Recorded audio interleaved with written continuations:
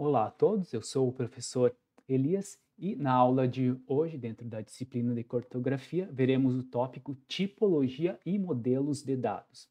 Especificamente, abordaremos os dados vetoriais e sua estrutura e os dados matriciais e sua estrutura. Um sumário, então teremos uma introdução e teremos então os dados vetoriais e matriciais.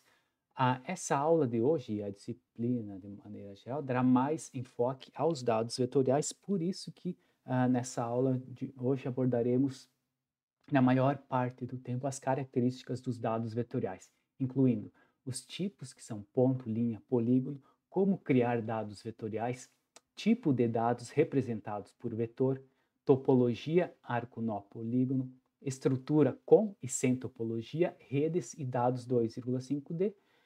Aí, após, então, abordaremos um pouco sobre as características dos dados matriciais e, por fim, uma comparação das vantagens e desvantagens dos dados matriciais e vetoriais. Introdução. É, Como a primeira introdução ao tópico, eu indiquei na postagem, então, o link para esse pequeno vídeo chamado Dado Vetorial e Matricial em SIG, onde eu condensei em um pouco mais de 3 minutos as principais características dos dados matriciais e vetoriais. Então, a primeira introdução é assistir esse pequeno vídeo. Ah, os dados geoespaciais, eles fazem parte da nossa vida, como vocês eh, sabem ou devem ter notado, ou talvez não se deram conta, mas, por exemplo, quando estamos olhando um boletim meteorológico mostrando os dados, a previsão do tempo na televisão, quando usamos o Waze para o nosso deslocamento e queremos saber as condições de trânsito em tempo real, ou quando usamos então o Google Maps para calcular uma rota, por exemplo, do setor de ciências da Terra até o Jardim Botânico de Curitiba, como mostrado na tela, estamos então usando os dados geoespaciais e eles fazem parte do nosso dia a dia. Mas qual é a base, então, dos dados geoespaciais? São os dados vetoriais e os dados matriciais. Então, nesse exemplo aqui na tela, nós temos aqui a rota a pé do setor de ciências da Terra até o Jardim Botânico. Então, essa rota ela é fornecida por um vetor, como se fosse aqui uma linha pontilhada, né? E esse vetor, essa linha pontilhada, ela está sobreposta em um mapa temático, em um mapa base que, por sua vez, então, é um dado matricial. Então, veja como talvez essa pequena consulta geoespacial que nós podemos fazer no nosso dia a dia, ela é um dado geoespacial e a importância dela.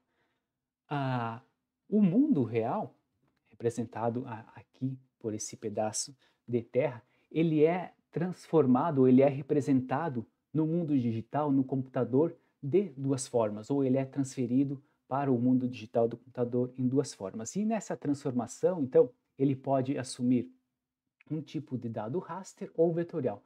Por exemplo, então, esse pedaço de terra aqui representando o mundo real pode-se construir uma imagem, um dado raster dele, mostrando a elevação do terreno acima do nível do mar.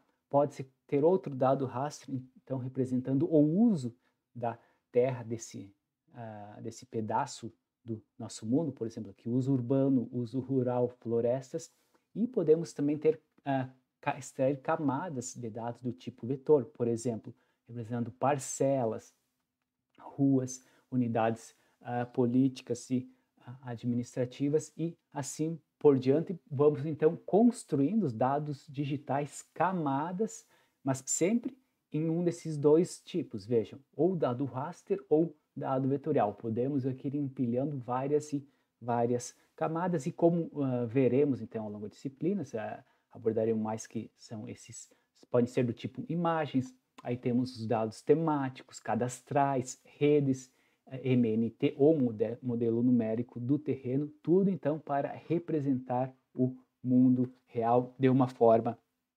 digital. Então, de maneira geral, introdução, os dados geoespaciais são do tipo matricial imagens ou vetorial, que são associados às geometrias ponto, linha e polígono, como veremos a seguir. Então, nessa tela, temos um mosaico de imagens de satélite ao, ao fundo, então, que é um dado matricial, e sobreposto a essa imagem de satélite, temos essa malha viária que conecta Curitiba. Então, e essa malha viária, que é um dado vetorial do tipo linha, então ela nos mostra as conexões viárias por Curitiba. Então, essa é uma maneira também resumida dos tipos de dado geoespacial que temos. Vamos começar, então, o vetor. Quais os elementos básicos da estrutura vetorial? Bom, são pontos, linhas e polígonos. Vamos lá, vamos essa pequena definição. Então, pontos, linhas e áreas ou polígonos.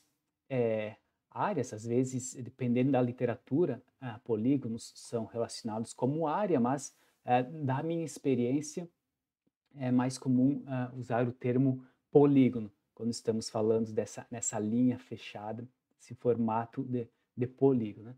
Então, eles são os elementos que permitem à estrutura vetorial representar os dados da forma mais precisa, uma vez que suas coordenadas geográficas estão em um espaço contínuo e possibilitam descrição exata de posição, tamanho e dimensão. Aqui, então, temos que ressaltar que esses termos, precisa, descrição exata, eles também são um pouco relativo, porque como veremos também ao longo da disciplina, vai depender da qualidade de aquisição do dado geográfico. Por exemplo, aqui vamos querer representar uma floresta. Talvez essa floresta, para uma melhor exatidão, precisaria de mais pontos. Então, aqui então vai depender sempre da maneira como forem adquiridos os dados. Então, é um pouco, aqui tem que ficar um pouco uma marca de interrogação aqui, ou ficar alerta para esse tipo, né, para esse tipo de especificação. Então, essa figura, ela ilustra bem, então, a estrutura vetorial possível, né, ponto, linha e polígono. E vejam que, então, um ponto qualquer, ele vai ter um par de coordenadas, né, um par de coordenadas x e y. E o que é uma linha, então? Uma linha é um conjunto de pontos interligados. Vejam, então, na linha, o ponto continua aparecendo. E no polígono, então, temos o ponto, temos a linha, contudo, para o polígono, né, temos que as linhas, elas vão se encontrar em algum momento, ou vai ter um dos pontos, ele vai ser o ponto inicial e o ponto final também para fechar o polígono e termos essa área. Mas então já repare, né, que o ponto ele está nos três tipos, né, três elementos básicos. Primeiro, ponto, definindo. Então, ele é definido para toda entidade geográfica que pode ser localizada por um par de coordenadas x e y, onde então essas coordenadas x e y podem ser, por exemplo, métricas, como vimos no TM em metros, ou podem ser coordenadas geográficas do tipo graus decimais ou graus, minutos e segundos. E ela é utilizada para representar a localização de um fenômeno geográfico ou para representar uma feição do mapa que é muito pequena para ser mostrado como uma área ou linha.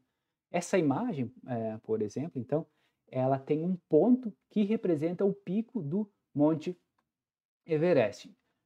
Nessa perspectiva, o pico do Monte Everest, ele não tem uma área, ou até definição, né, de pico, ele não tem uma área, é algo pontual.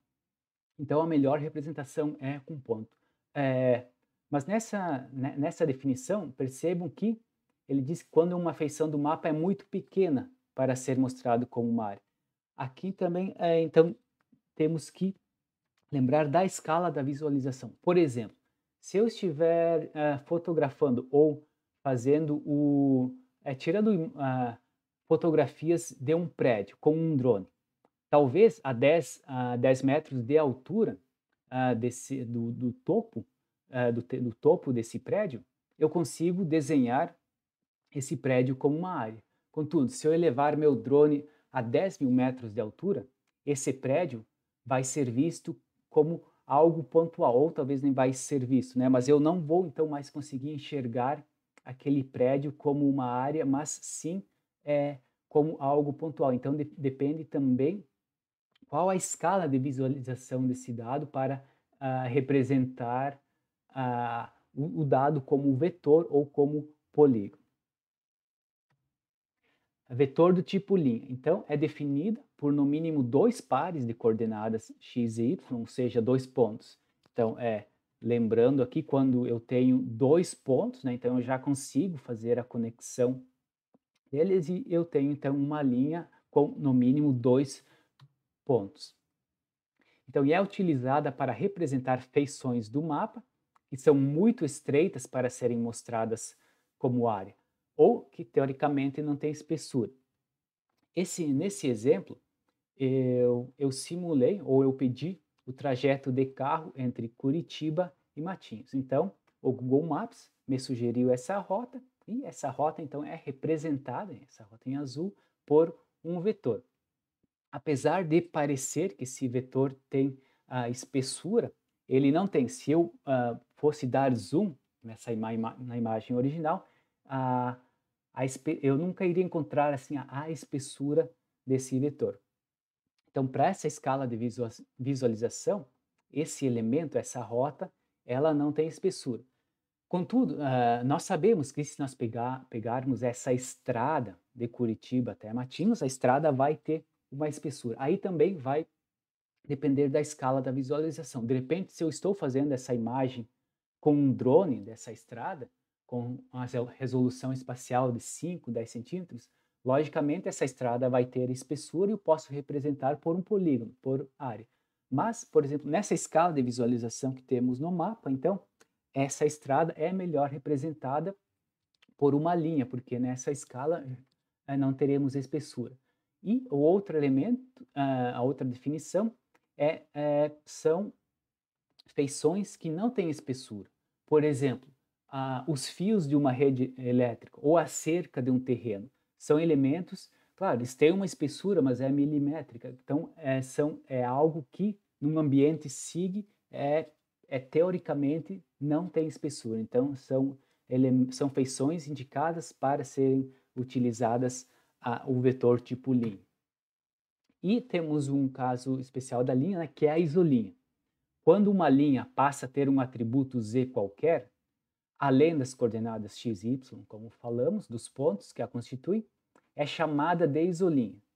Ao longo de uma isolinha, todos os pontos têm o mesmo valor de z.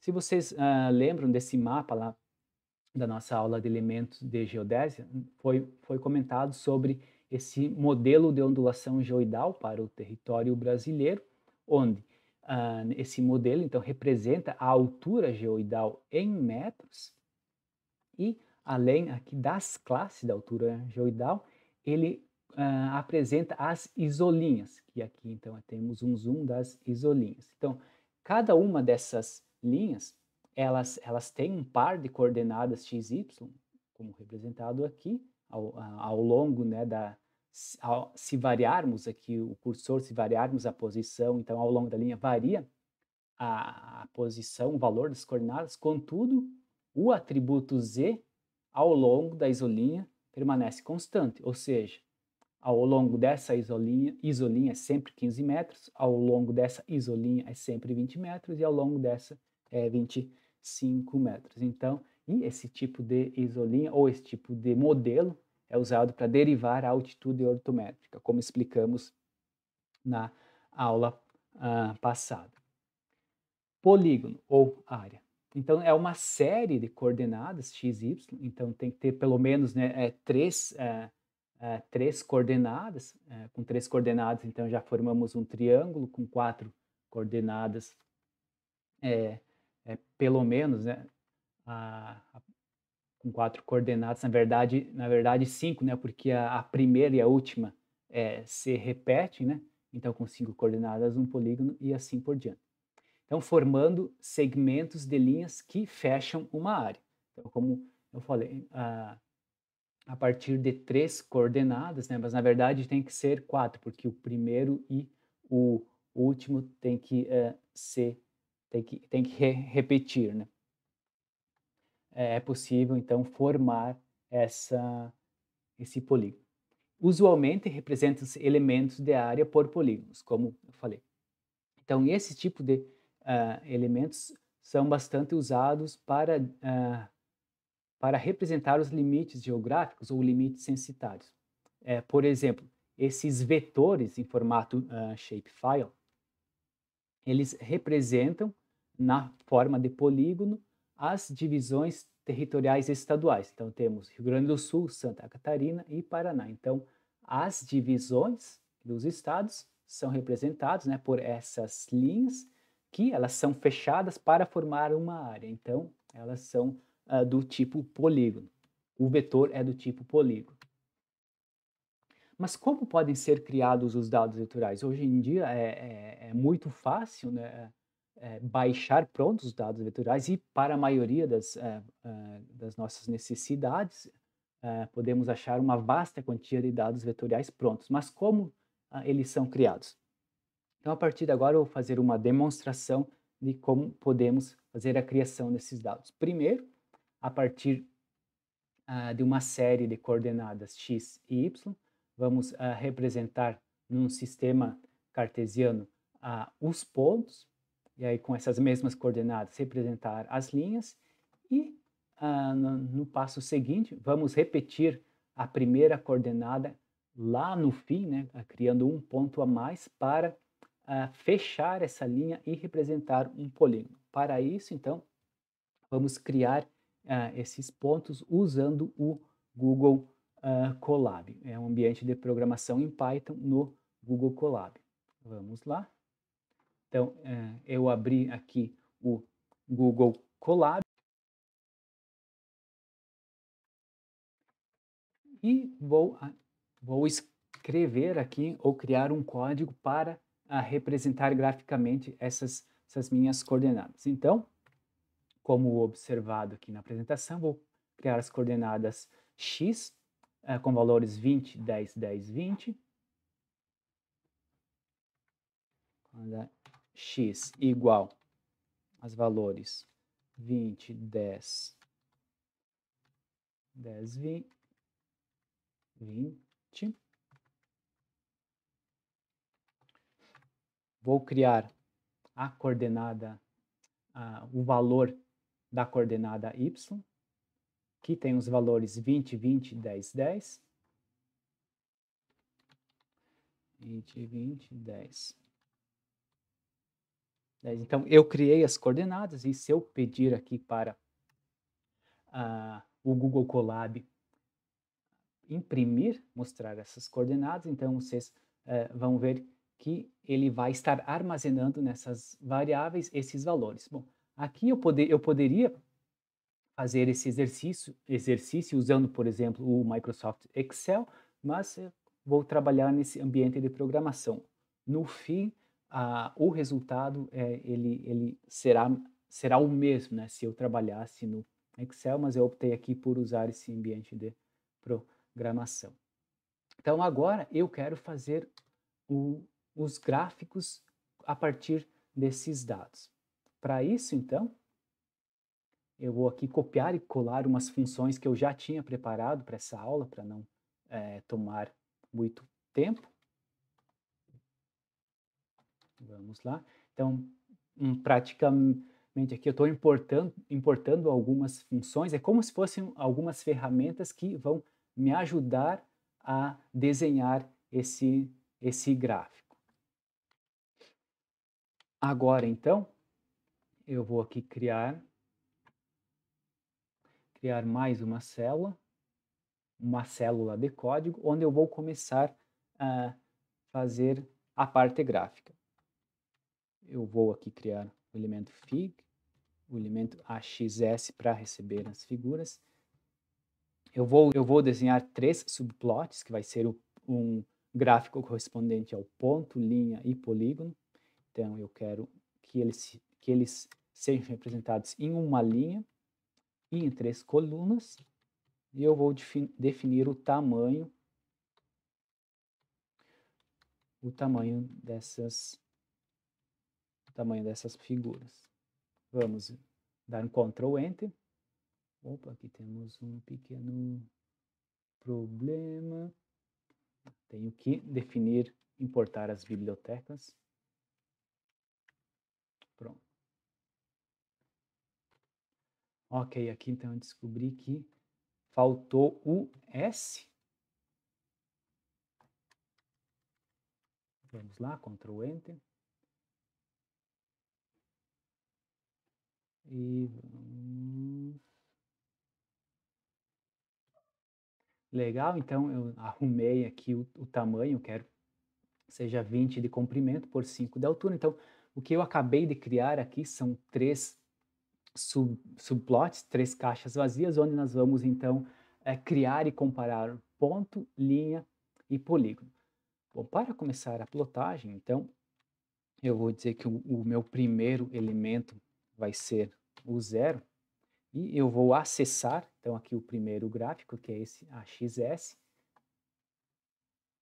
que vai estar representado aqui pelo N, então significa, porque vejam aqui, então, que criamos 1, 2, 3 gráficos, que está, a estrutura vazia está armazenado dentro desse AXS. Então, para acessar o primeiro, que vai ser definido pelo elemento 0, porque na estrutura matricial o primeiro elemento começa pelo 0.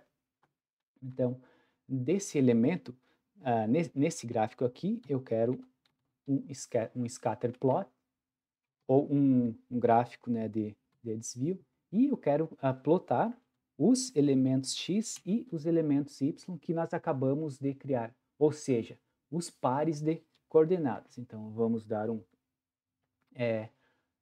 Ctrl Enter. Então, vejam que os 4 pontos foram criados. Mas eu quero também melhorar a estética e adicionar as coordenadas desses gráficos. Para isso, então, eu já criei antecipadamente essa pequena função, que ela vai melhorar um pouco a estética desses gráficos. Aqui está, então ele ajustou aqui a escala do x e dos y, e vejam aqui então que acabamos de criar pontos nesse espaço cartesiano. Então, esse ponto aqui, ele tem o valor 10 na coordenada x e 10 na coordenada y.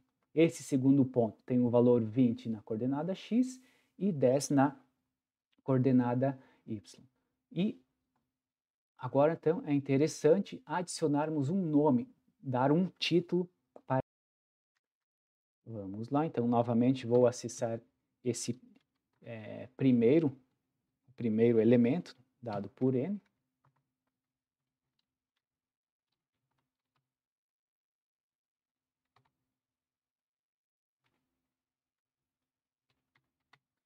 Esse vai ser o ponto. Legal, então o primeiro gráfico do ponto está pronto. Agora, como programado aqui, vamos criar esse elemento de linha, um dado vetorial do tipo linha, para ser representado nesse segundo gráfico. Então, eu vou simplesmente copiar esse pedaço de código, vou colar aqui embaixo, mas agora, então, eu quero avançar, eu quero que seja o elemento matricial que está na segunda posição, e eu não quero mais do tipo scatter. Agora vai ser tipo plot, xy, e aqui então o nome vai ser linha, ok?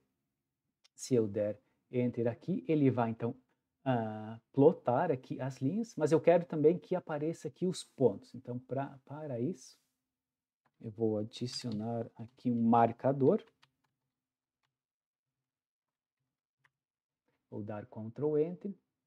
Então, e aqui temos então os pontos conectados, são os mesmos aqui do gráfico de pontos, mas agora então eles foram conectados formando um elemento vetorial do tipo linha. Por fim, vamos então criar agora um elemento do tipo vetor. Para isso, então, contudo, Agora, nós precisamos criar esse quinto elemento para poder fazer com que a linha feche no elemento de origem. Então, precisamos adicionar um par de coordenadas. Por isso, vamos aqui copiar os nossos valores de x e y, né, as nossas variáveis x e y. Agora, só para não criar confusão, então, eu vou renomear ela para x1 e y1. E aqui, o último, então, elemento dessa matriz x1 vai se repetir ou vai ser igual ao primeiro. Então, vejam aqui, estou copiando o valor primeiro é igual ao último. E aqui, de maneira similar, o último elemento da matriz y1 vai ser igual ao primeiro, ou seja, vai ser igual a 20. Então, agora eu quero, na verdade, plotar o x1 e o y1, aqui de maneira similar, x1 e y1, e o título desse vai ser polígono. Ok, vamos dar Ctrl Enter. Vejam só, eu esqueci de mudar o índice do gráfico aqui. Vamos repetir, então tem que ser o n igual a 2. Pronto. Então vemos que partimos então do ponto para a linha, que na linha conectamos esses 4 pontos, e por fim, para fechar o polígono, então nós criamos o primeiro ponto, o 20 e 20, criamos uma duplicação dele, então o ponto inicial e o final são os mesmos para podermos fechar essas linhas e termos então a criação desse elemento polígono nesse sistema cartesiano aleatório, vamos dizer. Então vimos aqui como podemos criar dados vetoriais. Esse é um exemplo de criação básico, assim, é um exemplo de criação básico de dados vetoriais. Contudo, então, a criação de dados vetoriais ela não é exclusiva assim da geografia. Vamos voltar aqui, podemos voltar na aplicação maior, né? Não é exclusivo da geografia, mas muitas outras profissões usam dados vetoriais. E aqui reside, então, uma diferença bastante grande do que é um dado cartográfico ou dado geoespacial do que é um dado de CAD ou desenho assistido por computador.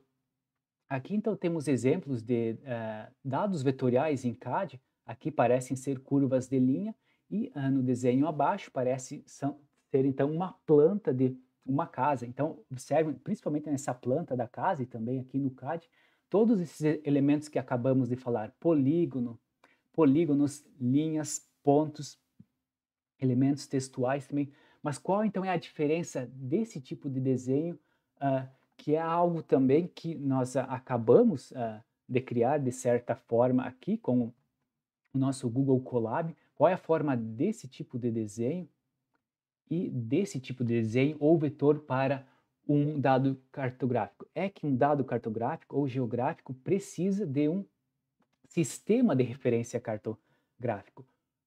Nesse tipo de representação, tanto aqui vamos, por exemplo, um arquiteto desenhando essa planta baixa, ele está amarrando esses vetores em um sistema planimétrico qualquer. Nós, contudo, estamos amarrando os nossos dados a um referencial cartográfico, ou seja, a um sistema de projeção, a um geóide específico, a um sistema de coordenadas específico, tudo aquilo que a gente viu na aula sobre sistemas, sobre elementos de geodésia, certo? Então, a partir daí, começamos então a entender melhor a diferença básica entre esses dois tipos de dados. Então, o que define um dado vetorial geoespacial são suas propriedades cartográficas. A posição está atrelada a um referencial cartográfico. E também aí as coordenadas de um ponto no espaço cartográfico dependem do referencial cartográfico. Claro, porque se vocês lembram, então, quando comentávamos dos diferentes datas existentes dos CIRGAS 2000, do SAD 69, ou um sistema de coordenadas geográficos com graus, minutos e segundos, um sistema de coordenadas métricos em metros. Então, as coordenadas desses pontos, elas vão depender desse referencial cartográfico. E a troca de referencial cartográfico resulta na alteração das coordenadas do ponto. Isso é, é óbvio, ou é óbvio não, é esperado porque cada referencial cartográfico vai ter parâmetros diferentes. Então, a inserção de um ponto com coordenadas de um referencial cartográfico em outro referencial cartográfico, por exemplo, em Sirgas 2000 para SAD 69, resulta no deslocamento indevido, né, se não tiver o devido cuidado, do objeto no espaço cartográfico. Então, o dado geoespacial ele tem um referencial cartográfico e a coordenada daquele ponto em um determinado referencial cartográfico ela é única para aquele referencial cartográfico. Mas então, como criar um dado com referencial cartográfico? Vamos fazer uma demonstração disso também. Então, até esse momento, nós criamos esse tipo de dado em um sistema cartesiano qualquer. Agora, contudo, eu quero criar esses dados vetoriais que são importantes ou que representam um dado geoespacial. E eu quero criar um dado geoespacial do tipo UTM. Ok? Eu criei umas coordenadas, já preparei umas coordenadas prontas para essa aula, que são dadas pelas coordenadas x e y UTM. Mas da onde que eu tirei essas coordenadas? Bom, lembrando então do que são as coordenadas UTM e lembrando da escala que esses dados vêm, que são as coordenadas x ou s na escala aí dos 500.000 e as escala y UTM na escala aí dos 10 milhões e diminuindo, eu criei alguns pontos aqui do edifício Bigarella, vamos mostrar no QGIS. Então eu fui lá no QGIS, eu abri aqui o QGIS, eu puxei aqui um mapa base, vou lá no Google híbrido. Aqui eu vou indicar primeiramente esse WGS84 pseudo-mercator para facilitar essa visualização inicial. E vou aproximar aqui no Paraná, Curitiba.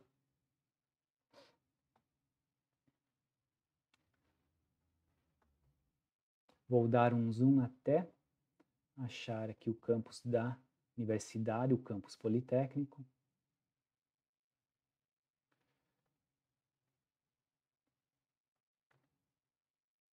Pronto, achei o edifício Bigarella e vim aqui agora que eu achei e eu quero trabalhar com o sistema de coordenadas UTM no Sirgas 2000 UTM e na zona 22S, que é a zona que contempla Curitiba. Ok. Então, eu observo que nesse sistema, nesse local de interesse, essas são as coordenadas de interesse. Então, eu vim aqui nesse mapa e eu copiei as coordenadas dos 4 vértices do edifício e vim aqui e copiei e colei para cá essas coordenadas. Mas eu poderia aqui indicar qualquer valor, eu só escolhi essas para ficar algo mais fácil de visualização. Então essas coordenadas, elas não são mais um referencial qualquer, elas estão aqui no sistema UTM e agora então eu vou exportar elas para serem trabalhadas num SIG. Então também aqui eu já criei aqui um script para fazer isso de forma automática. Então, primeiramente eu estou organizando esses dados aqui em uma estrutura data frame, que é essa estrutura que estamos acostumados a visualizar quando abrimos uma planilha de Excel. Então, estou organizando os dados XUTM e dei o nome na coluna, tem um nome X, e outra coluna tem um nome Y para facilitar a identificação desses dados e organizados em um data frame. Agora, eu quero exportar esses dados com o tipo CSV. Então, aqui, o TM Vou até modificar um nome aqui. Então, aqui é o nome do arquivo que eu vou dar, e o resto aqui, ele está exportando essas coordenadas em um arquivo CSV ou separados por vírgula. Então, quando eu dar Ctrl Enter, ele vai estar exportando para o meu computador essas coordenadas. Então, vejam o que eu fiz aqui. Eu acabei de criar coordenadas UTM num arquivo CSV que é lido por vários programas, incluindo o Excel. Então, observem que esse tipo de criação de dado é o que está por trás, por exemplo, quando estamos em campo com o receptor GNSS, ele está armazenando essas coordenadas em formato matricial, primeiramente, e está nos fornecendo, que é o que acontece muitas vezes quando nós tiramos o cartão de memória do receptor GNSS, ele está nos mostrando o dado CSV e geralmente ele já vem nessa estrutura pronta aqui para ser lida. Claro que aí vão vir mais dados adicionais para ajudar na identificação desses dados. E como trazemos isso para um SIG, então eu vou aqui no meu SIG, vou nesse ícone de adicionar uma camada de texto delimitado e vou procurar esse arquivo que eu acabei de criar, o TM coordenadas, vou abrir, ele já reconheceu o formato correto, que é CSV, e em qual sistema de coordenadas ele já está aqui então no Sirgas 2000 UTM. Então essa também é a grande diferença de um CAD. Se eu tivesse talvez importando esses dados para um CAD, ele não teria essa opção do SRC, desculpa. Mas como estamos num SIG, então nós temos esse referencial cartográfico para projetar os dados. Então aqui já temos as coordenadas x e y, parecem estar corretas. Eu vou apenas adicionar e fechar. Então vejam aqui que as coordenadas dos 4 vértices vieram parar aqui nos cantos do edifício Bigarel. Vamos modificar a visualização. Pronto. Então aqui estão visíveis os 4 pontos, mas então agora estão projetados no sistema de coordenadas UTM. Eles são agora um dado geoespacial. Então, e a partir desses pontos eu poderia vir aqui e criar linhas, dado espacial do tipo linhas. Só vou ter linha. Vou configurar o referencial cartográfico e vou dar OK. E poderia vir aqui, então, e a partir desses pontos, criar as linhas como criamos anteriormente. Pronto, as linhas estão criadas. Só modificar aqui a aparência. Ver como é que fica essa. Legal, estamos criadas as linhas. E eu poderia igualmente vir aqui, então, e criar um polígono.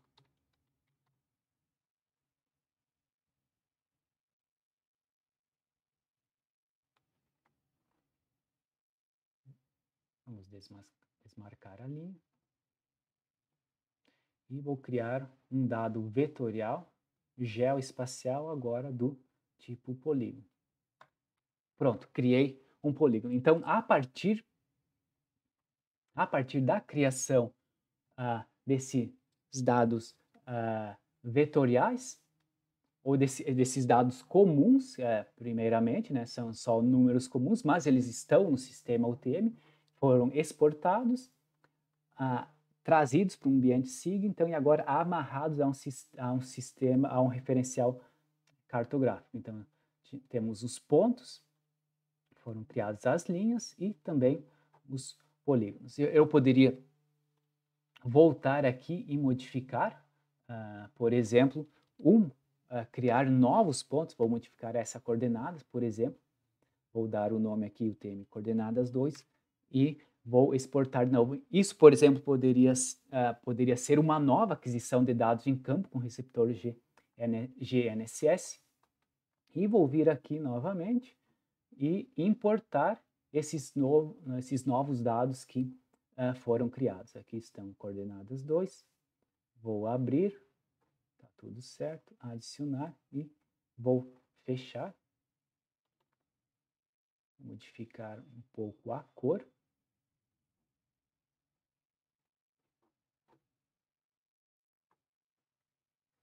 Tamanho também. Então veja aqui, eu modifiquei a coordenada de apenas um ponto deles, e aqui então temos uma nova aquisição de dados, e temos então dessa forma um dado geoespacial.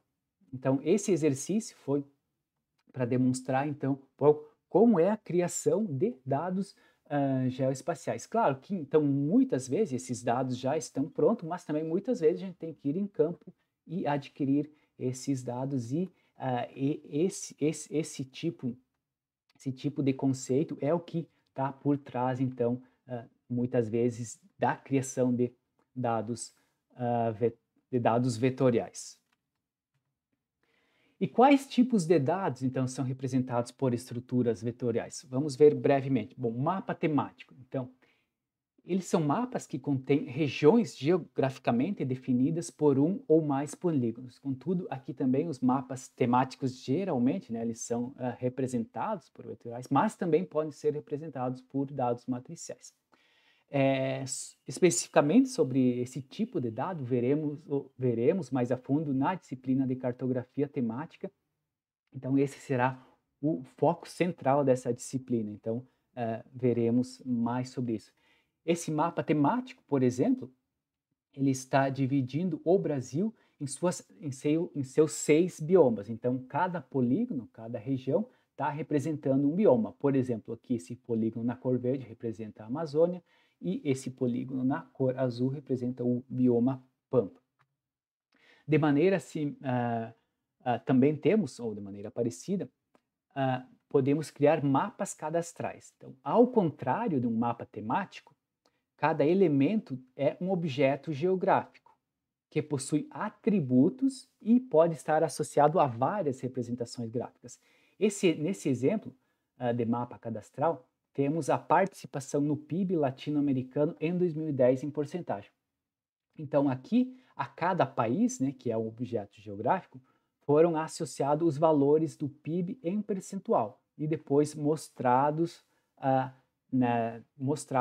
como elementos textuais. Vocês também verão mais a fundo esse tipo de mapa na disciplina de SIG. Também na disciplina de SIG, vocês verão mais a fundo o que são os mapas de rede. Mapa de rede é um mapa que utiliza a topologia Arco-Nó, que veremos mais a seguido, e armazena a localização e a simbologia associadas a estruturas linearmente conectadas. Então, aqui a palavra-chave é estruturas lineares, mas elas têm que obrigatoriamente estar conectadas. Como exemplo, temos esse mapa rodoviário do Paraná de 2012. E por que tem que estar conectado? Se nós pensarmos, né, na malha rodoviária, se pensarmos como, a partir da nossa experiência na vida real, as estradas, a maioria delas, elas estão conectadas e são então estruturas lineares conectadas. Então essa é a definição de mapa de rede. Representações vetoriais.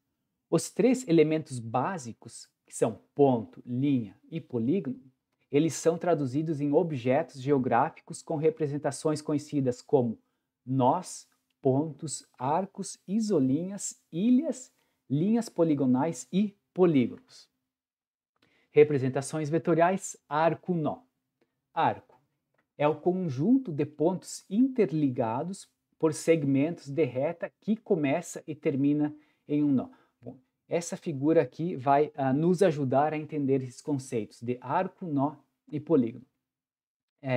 Temos 4 polígonos, então o polígono A, B, C e esse polígono por fora, D. O arco, então, é um conjunto de pontos interligados por segmentos de reta que começa e termina em um nó. O que é um nó? Então, nesse polígono A, temos um nó aqui e outro nó aqui. Então, vamos ver o conceito de nó. É um tipo especial de ponto que tem por objetivo definir o ponto de interseção de 2 ou mais arcos. Então, esse nó número 1, ele está definindo a interseção entre esse arco 1, esse arco A6 e aqui o arco A3. Ele significa que ele está definindo a interseção, mas ele está garantindo também que esses três arcos estão conectados.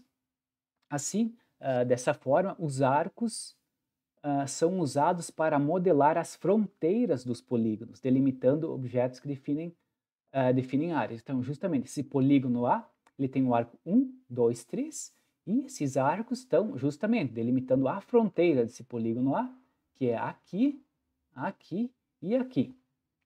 Ainda quanto ao nó. Dois polígonos adjacentes podem compartilhar o mesmo arco, é o que está mostrando aqui, desde que a interseção das linhas seja delimitada pela presença de um nó. Bom, isso é um conceito muito importante, então, para topologia. Então, por exemplo, o polígono A e C, eles podem compartilhar esse mesmo arco A3 desde que exista um nó, que é representado pelo nó 3, e o nó número 2. Ilha é um tipo especial de polígono delimitado por um único arco. Então, o arco começa aqui e termina aqui no nó, uma vez que não há polígonos adjacentes. Então, o nó inicial e final é o mesmo.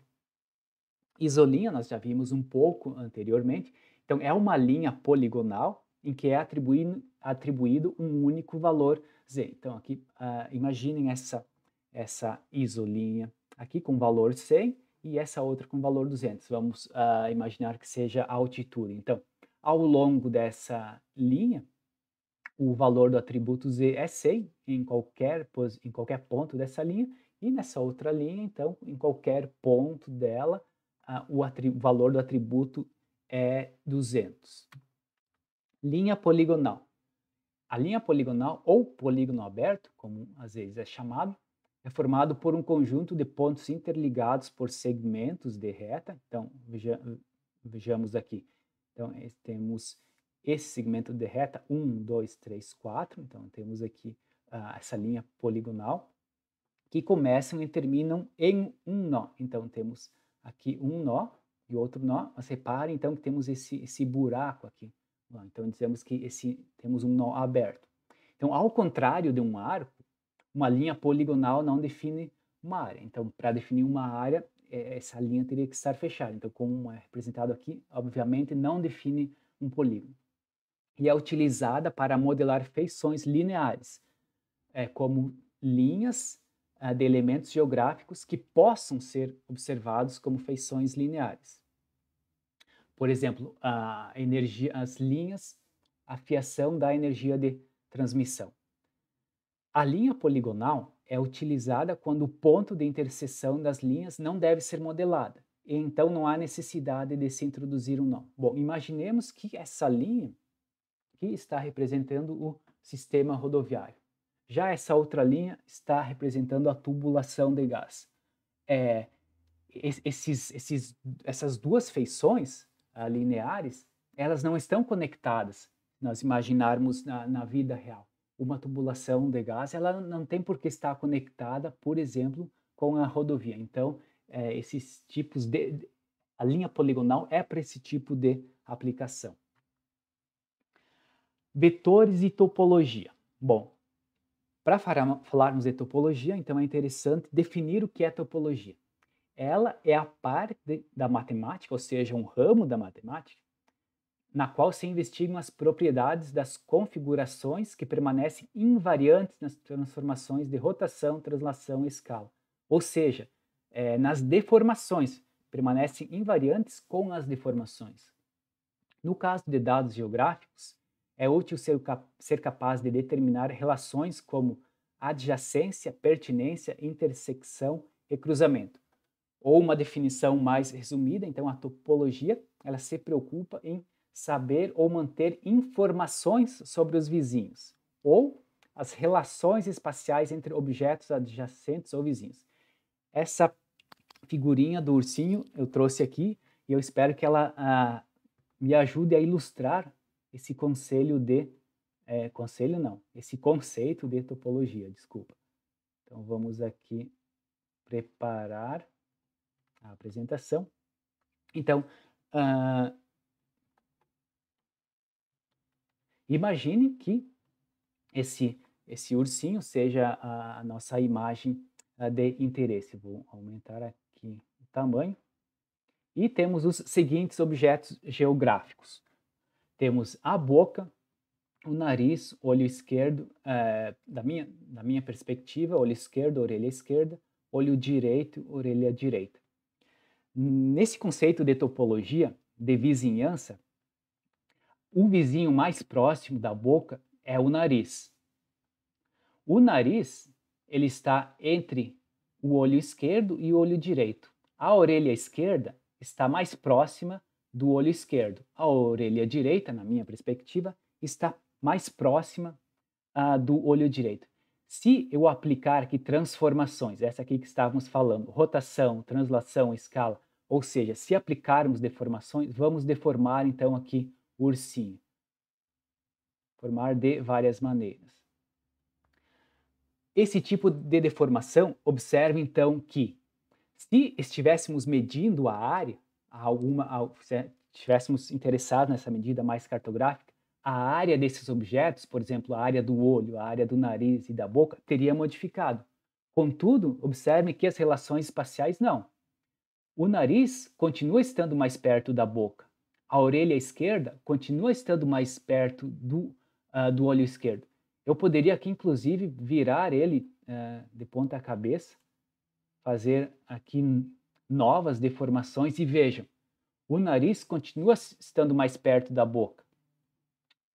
A orelha direita continua estando mais perto do olho direito. Então, a topologia, ela se preocupa em estudar ou manter as informações sobre os vizinhos. Não está preocupada, então, se alterou a forma, se alterou a área, que é a preocupação, por exemplo, da cartografia. Essa, então, é uma maneira de entendermos a topologia. Ela investiga novamente então, as relações espaciais entre objetos adjacentes ou vizinhos, como acabamos de demonstrar, certo? Legal. Vetores e topologias. O que é um geoobjeto?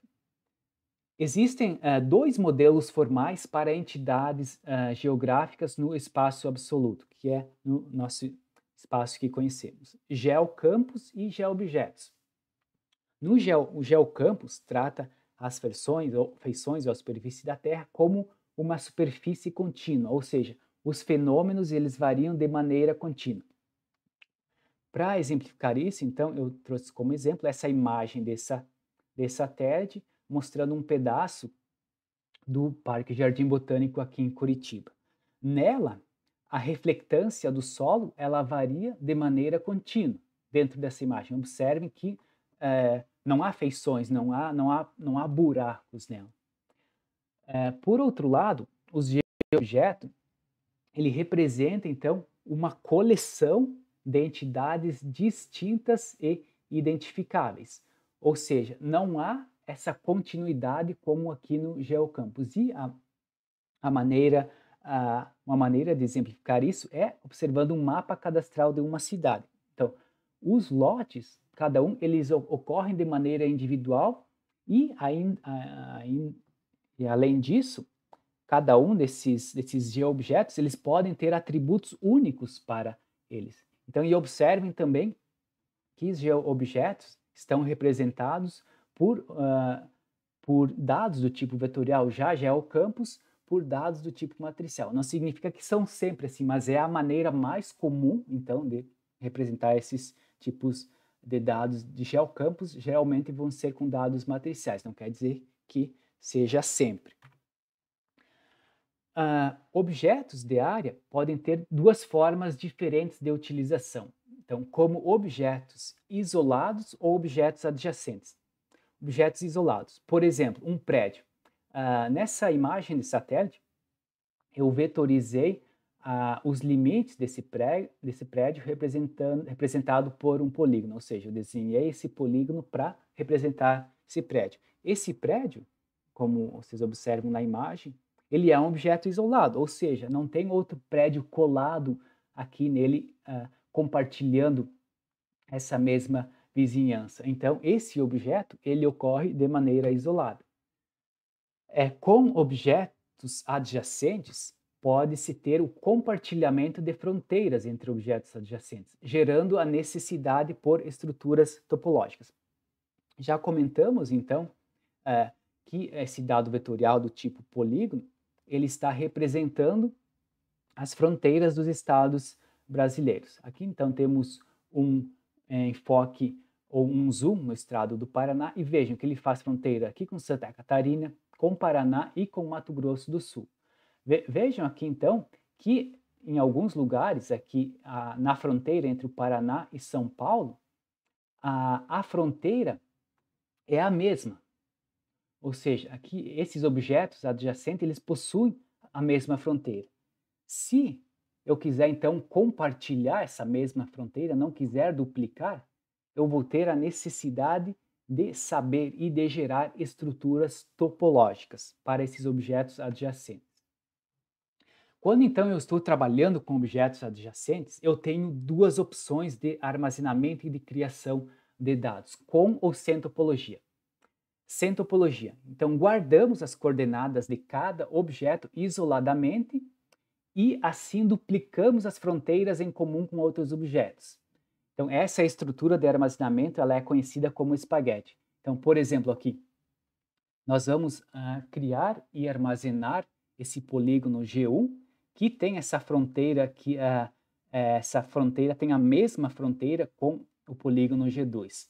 Então, eu vou criar esse dado G1 e nessa fronteira, para o G1 eu vou desenhar ela e aqui no G2 eu vou desenhar ela também e armazenar também. Então, ou seja, esse pedaço de fronteira vai estar duplicado. Esse tipo, então, de opção é para quando as informações de relacionamento entre os vizinhos ou entre as entidades próximas não são importantes. Pode ter aplicação que isso não seja importante. Então, já a segunda opção, que é talvez, e é muitas vezes uma decisão que eu tenho que tomar, qual opção eu vou querer seguir, a segunda opção é armazenar esses geoobjetos, que tem área, com topologia, utilizando então a topologia arco-nó-polígono. Então, armazenamos cada fronteira comum uma única vez. Então, esse tipo de armazenamento é chamado de estrutura topológica, indicando a que objetos elas estão associados. Então, para isso, temos aqui novamente a figura anteriormente, e para melhor compreensão, essa estrutura topológica, aqui temos então essa forma gráfica, mas ela é armazenada numa tabela. Por exemplo, o polígono A, ele tem os seguintes arcos. Temos o arco A1, A2 e A3. Então, o arco para o polígono A, ele armazenamos o arco A1, A2 e A3. Reparem que aqui no polígono B, ele tem o arco A6 e ele também, aqui está sumido, mas o polígono B também tem o arco A2. E se formos aqui no polígono B, reparem que ele está guardando o arco A2 também, que é o mesmo nome A2 do arco A1. Significa o quê? Que só existe um arco, porque tem o mesmo nome. Se fosse outro arco, ele teria outro nome, por exemplo, A50, A30. E aqui, em vez de A2, teria esse nome A50. Então, significa que o arco A1 ele existe somente uma vez. Da mesma maneira, então, o nó, vejamos que o nó 1, ele está fazendo aqui a conexão do arco A1, é o arco A1 que chega, esse arco A6 que chega aqui também, e o arco A2. Então, ele está guardando essa topologia. E também temos aqui arco contiguidade. O arco A1, ele está dizendo que polígonos à esquerda e à direita. Então, ele está guardando essa informação da adjacência. Então, o A1, ele está guardando à esquerda e à direita o A e o D. O D que é esse polígono por fora. O A2, ele está guardando à esquerda e à direita o A e o B. Então, essa estrutura, essa topologia, né, ela é guardada nessas tabelas com esses tipos de informação. Mas, dependendo da tabela, às vezes temos mais informações. para cada linha, dependendo da tabela, às vezes para cada linha ou para cada segmento de linha, armazenamos os nós inicial e final.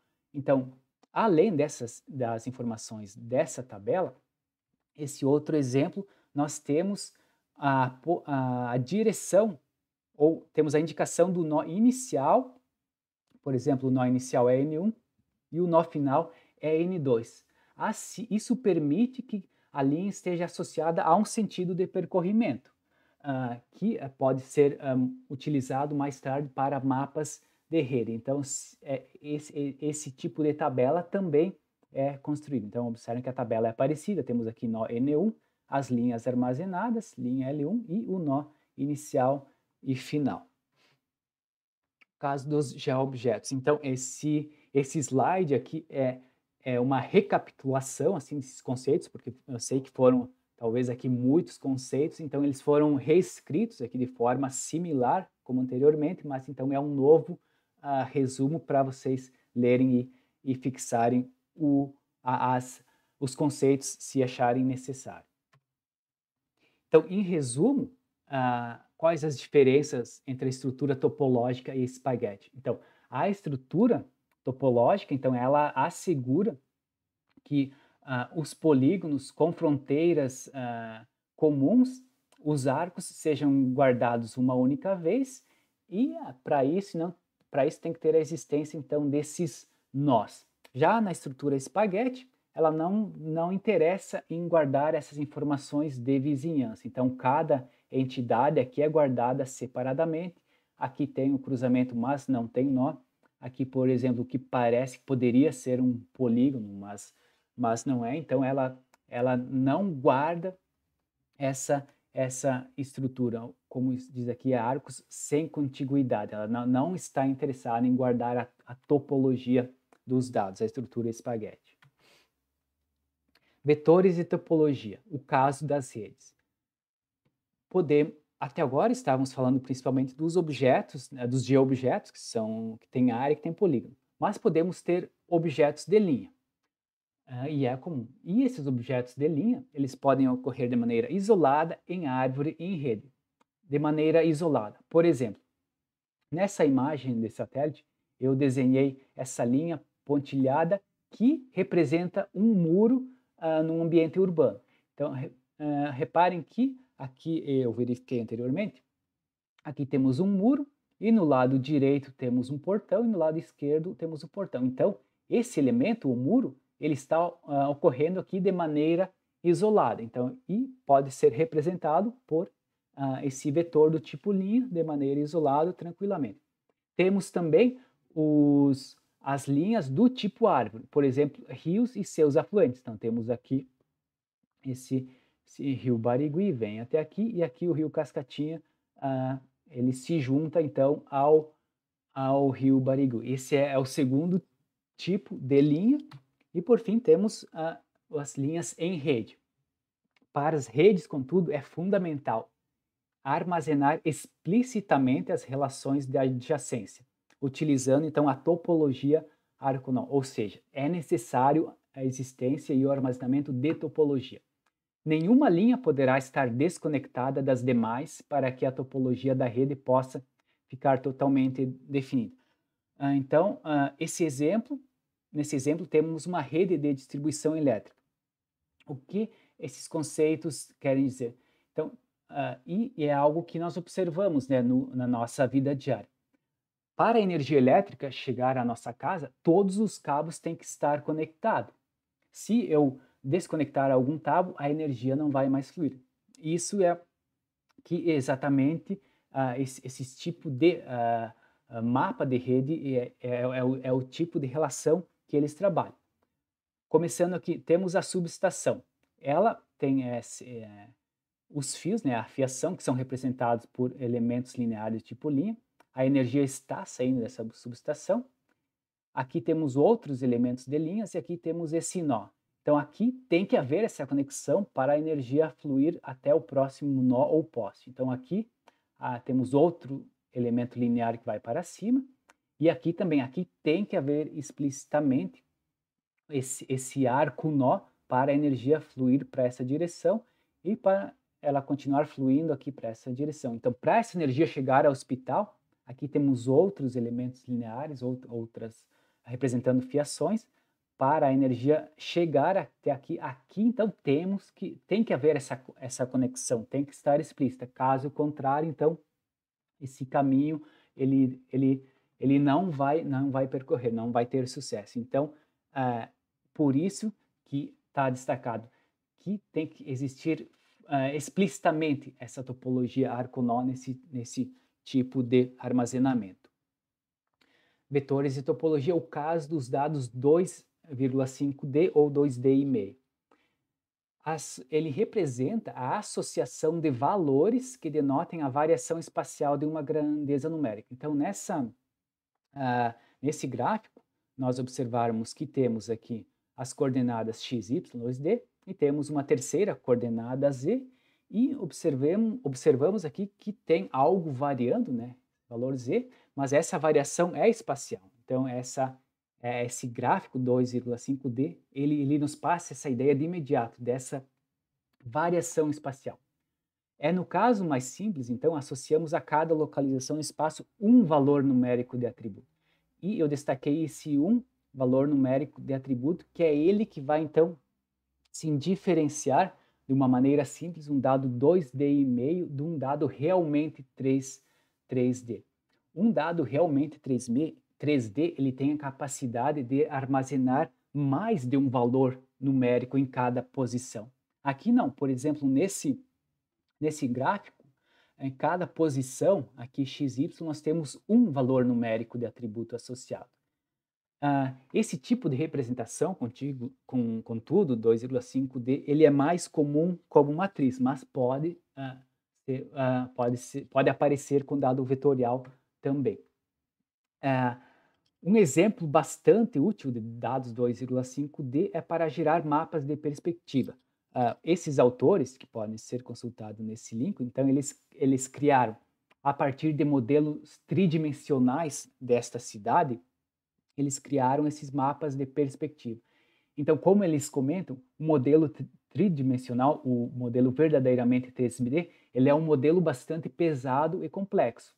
Contudo, transformando ele para 2,5D, ou seja, a cada posição tendo um valor de atributo, eles conseguem gerar um produto mais leve para gerar esse mapa de perspectiva.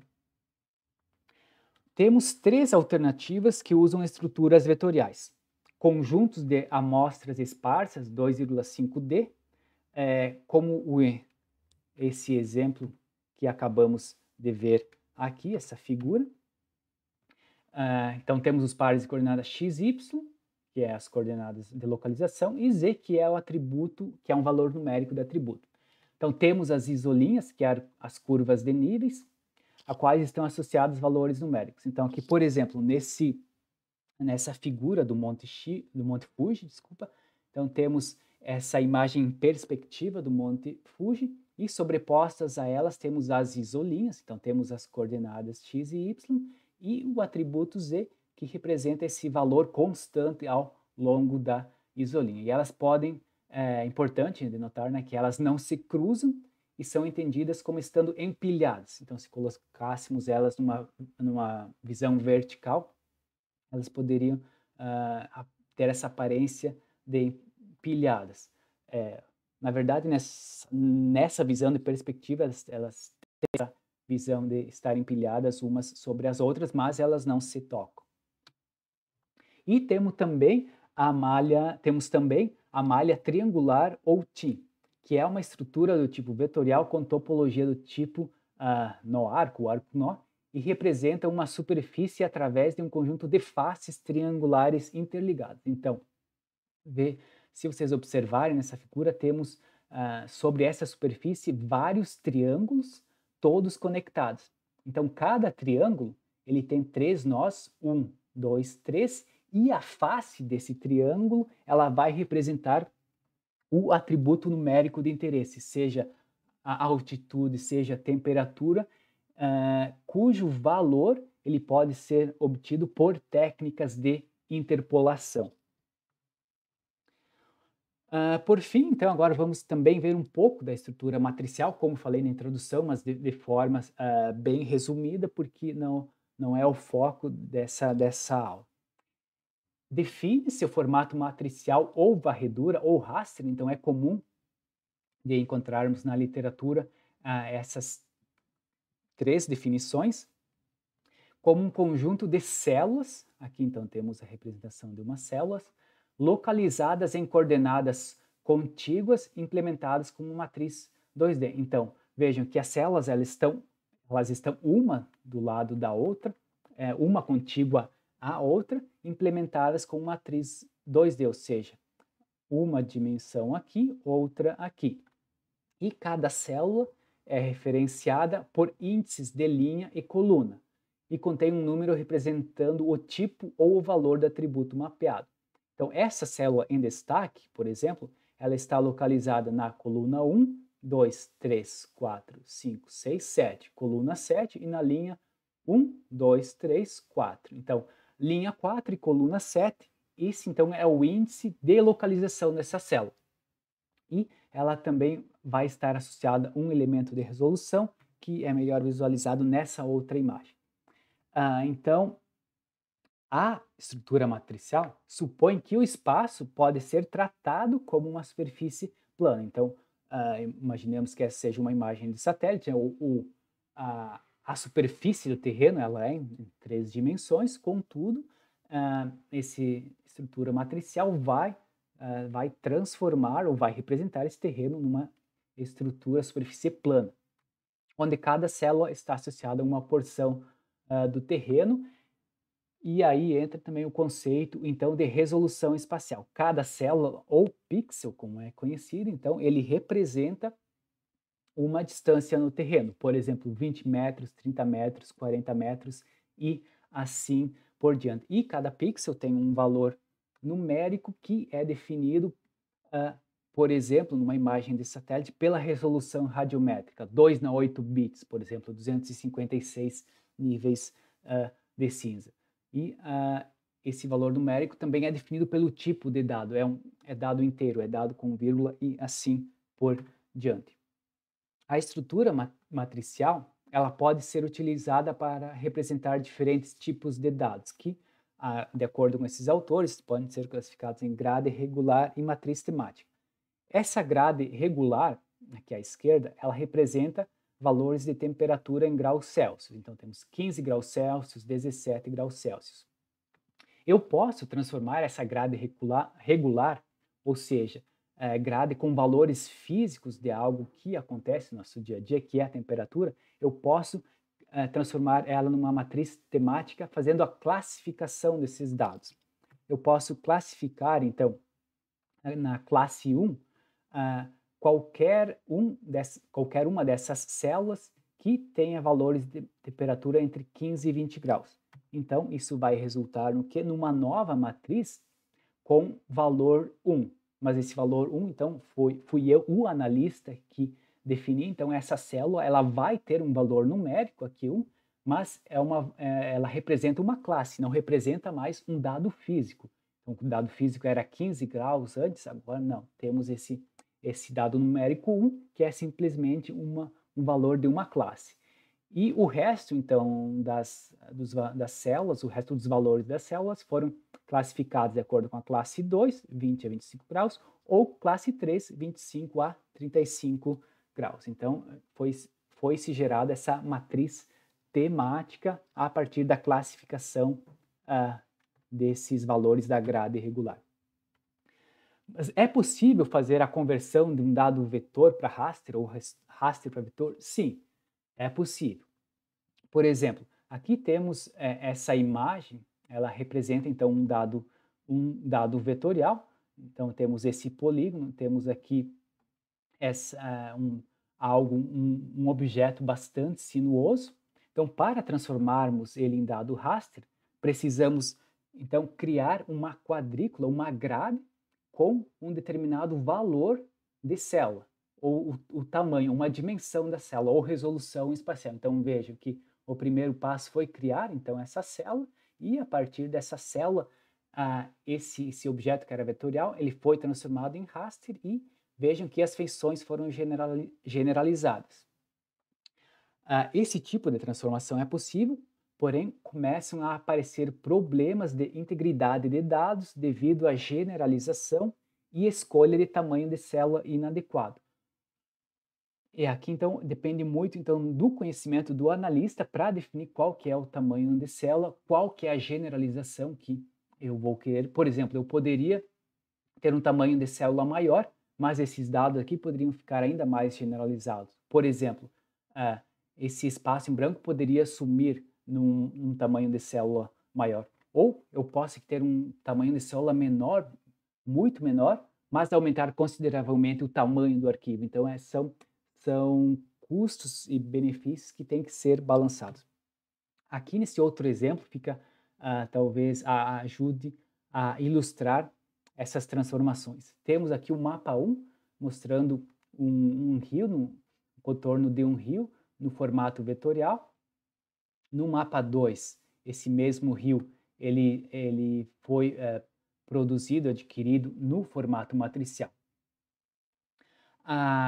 Aqui, então,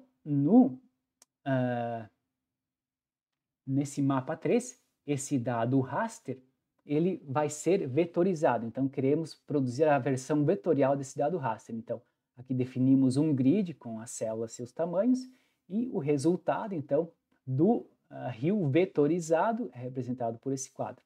E, por último, aqui, então, temos a sobreposição do dado original, que é dado pela linha pontilhada, do dado vetorial original e do dado vetorial vetorizado da versão raster. Então, observem que eles não casam 100%. Há descontinuidades, há um preço a ser pago. Principalmente vemos esses formatos de descontinuidade, parecem escadinhas de vez em quando. Então, esse é uma fonte de possível incerteza de um preço que tem que ser pago nesse tipo de conversão. E por último, vamos aqui, eu montei esse quadro bastante interessante, mostrando as principais vantagens e desvantagens de cada um dos tipos de dados. Vantagem do dado raster. A álgebra de mapas, ou seja, a aplicação de cálculos, por exemplo, adição, subtração, com dados raster, é geralmente rápido e mais fácil de executar. Também é mais fácil de programar devido a essa estrutura matricial. E alguns casos de uso específico só podem ser alcançados com dados raster. Por exemplo, modelagem do fluxo de água sobre a superfície da Terra. E também, os dados raster representam fenômenos variantes no espaço, ou seja, de forma contínua, de forma contígua. Desvantagens do dado raster. Difícil representar adequadamente características lineares. Por exemplo, uma estrada, um rio de tamanho pequeno. Consequentemente, as ligações de rede são difíceis de estabelecer. É verdade, porque para ter ligações de rede, tem que haver uma continuidade dos elementos lineares. Ele está sujeito a uma aparência e comportamento pixelado, é esse efeito da escadinha que estávamos falando. O tamanho da célula determina a resolução na qual os dados são representados. São, no geral, mapas menos realísticos, mas isso também depende do tamanho da célula. Os conjuntos de dados podem se tornar muito grandes porque registram valores para cada célula. E isso pode ser ainda agravado, por exemplo, com imagens de satélite que tem várias bandas. E imaginem, então, imagens hiperespectrais, que vocês verão lá no sensoriamento remoto, que podem ter centenas de bandas. E a topologia realmente é difícil de representar e processar. Dados vetoriais. Vantagens. A saída gráfica é geralmente mais agradável esteticamente. Então, o mapa pode ser representado na sua resolução original. Maior precisão geográfica, porque os dados não dependem do tamanho da grade. Mas aqui também tem que colocar um ponto de interrogação, e isso está contrabalançado nessa outra célula aqui.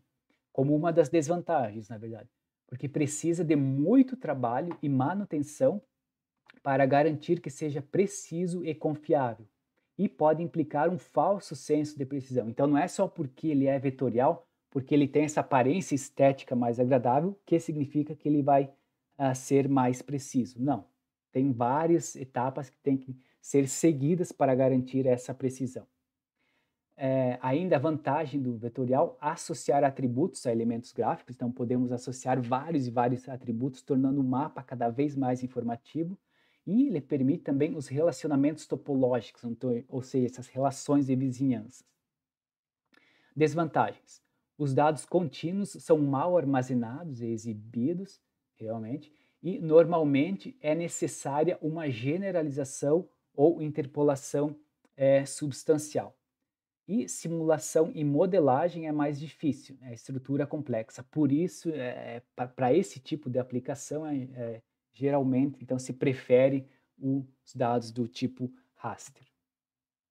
Até esse momento, nós estávamos tratando aqui dados vetoriais e matriciais de maneira distintas, vimos como criar dados geoespaciais, mas a realidade atual é que existe muito dado geoespacial. Na verdade, cada dia temos esse volume crescente de dados geoespacial à nossa disposição e são tantos em formato matricial como formato matricial. Isso tanto que representa um grande desafio científico e tecnológico, que é conhecido como Big Geodata. E qual que é esse desafio? Na verdade, é achar maneiras técnicas, soluções de como integrar essas várias camadas de dados vindo do campo, vindo de satélites, vindo de dispositivos móveis. Então, como integrar essas várias camadas para extrair uma informação útil ou, de outra maneira, como melhor extrair o melhor de cada dado para gerar um produto final consistente e informativo. E, além disso, gerar um produto que possa impactar de forma positiva a sociedade. Então, isso é só para refletir e dar um contexto. Então, que aqui a gente trabalhou, por exemplo, com ponto, linha e polígono, uma amostra bem pequena de dados geoespaciais, mas a realidade atual é essa realidade de Big Data. Então, essa é a realidade com bastante data. E por isso também a importância de pensarmos em como processar ou como extrair informações usando programação, porque a programação nos permite, então, como foi mostrado usando o Google Colab, ela nos permite fazer essa extração e buscar soluções de forma automatizada. E, por fim, um resumo do que vimos até agora. Então, os dados matriciais e vetoriais são a base dos dados geoespaciais. Os pontos, linhas e polígonos são os elementos básicos da estrutura vetorial e um dado vetorial é amarrado a um referencial cartográfico. É isso que faz dele um dado geoespacial e que o torna, então, diferente de um dado produzido em CAD. Com dados vetoriais, pode-se gerar mapas temáticos, cadastrais e de redes, vimos alguns exemplos. Os polígonos podem ser armazenados com ou sem topologia. Né? Nesse caso, é a topologia arco-nó-polígono ou sem topologia, que esse modelo de armazenamento é conhecido como modelo espaguete.